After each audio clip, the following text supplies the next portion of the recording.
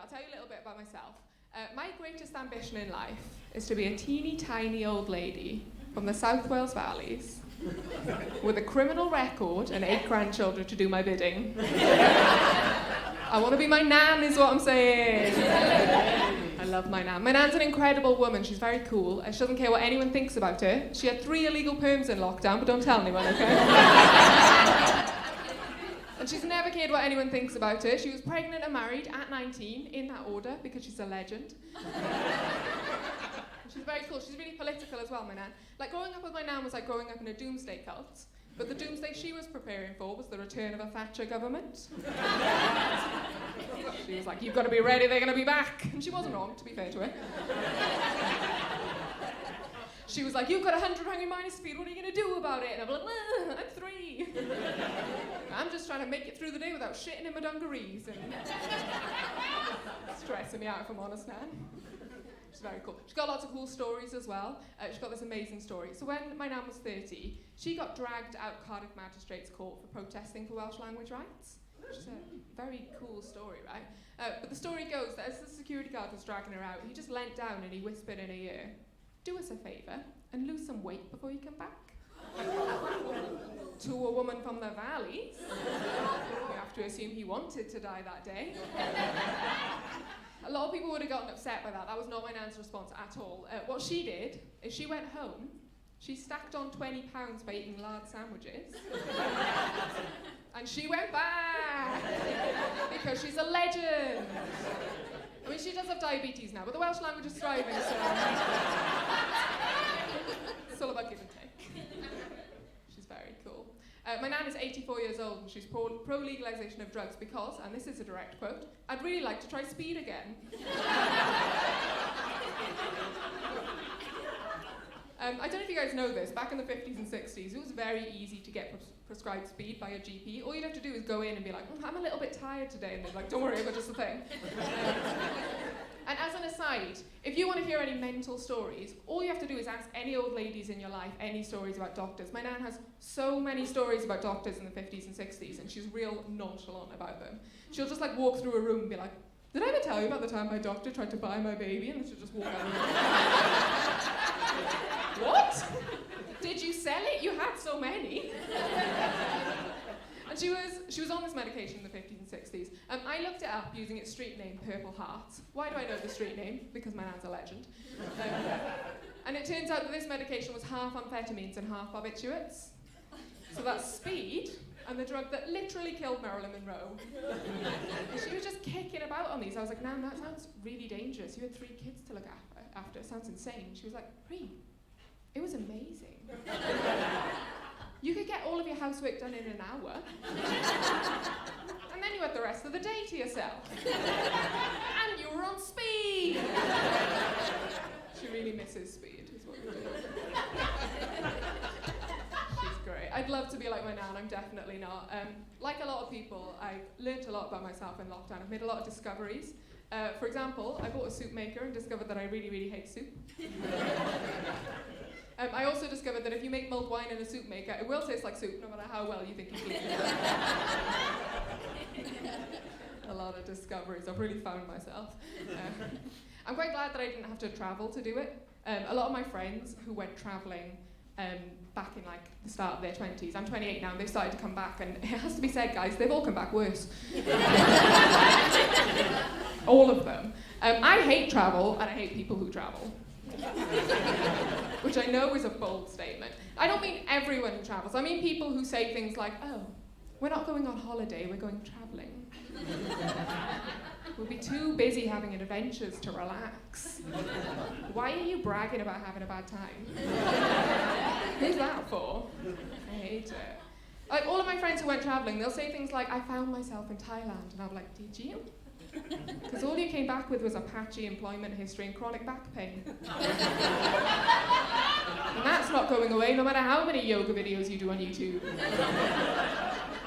I hate those videos. It took me ages to figure out why I hate those videos. It turns out I hate those videos because I, a half Indian lady, do not like taking instructions from white ladies who know more about Indian culture than I do. Very salty about it. My friends will come back and they'll say things like, oh, I'm rich in experience. And I'll be like, yeah, but I know for a fact that you owe a van rental company in Canada several $1,000s, so materially you're doing quite bad. Great. And people will say to me like, you're just jealous because you haven't travelled. And that's not true. I did try travelling once. Do you know where that got me?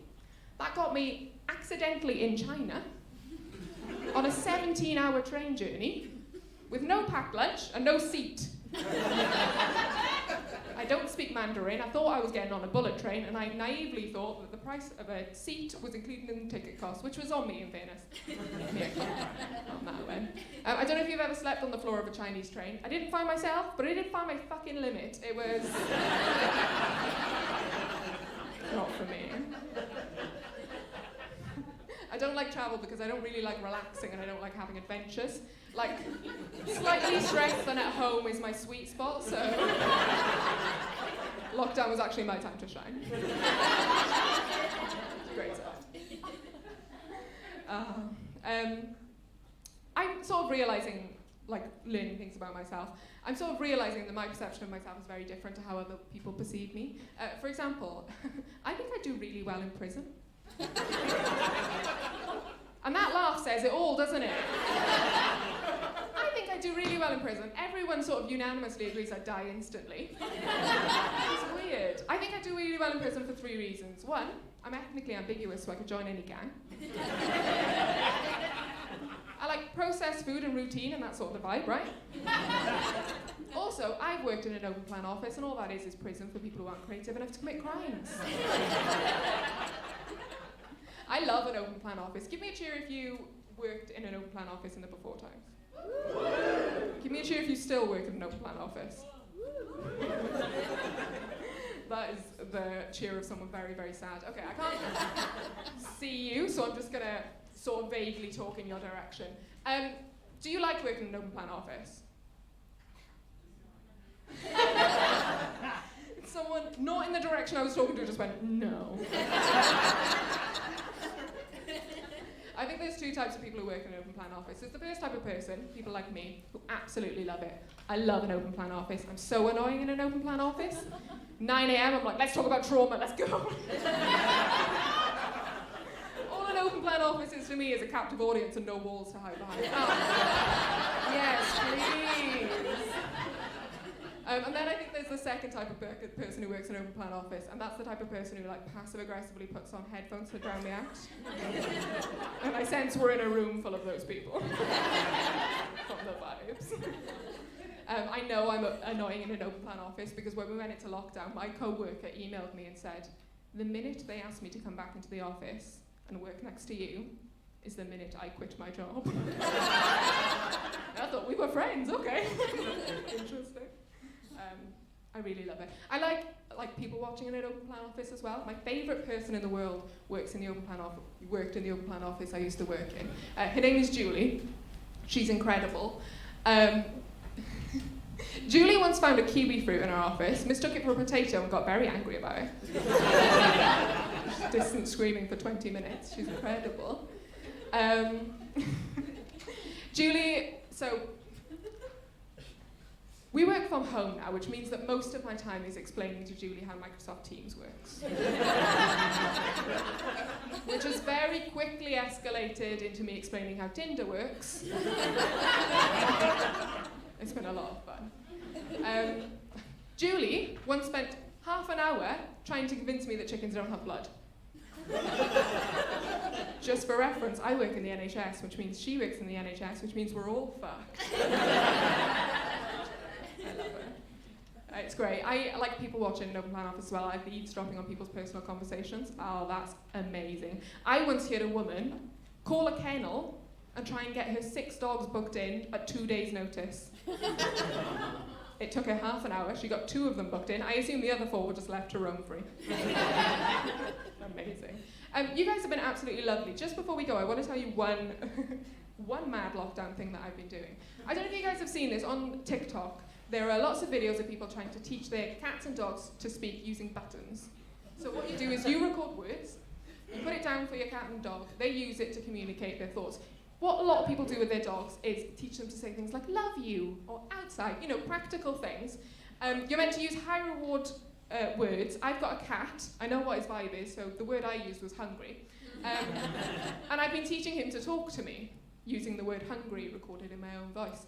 What I've realised, though, is what I've essentially done is given him the means to psychologically torture me using my own voice. All I'm left with now is two options. One is to remove the button, effectively censoring him like a fascist dictator. Or let him keep the button, feed him every time he uses it, and just go bankrupt within 2 weeks. You guys have been absolutely lovely. I've been Priya Hall. Bye-bye.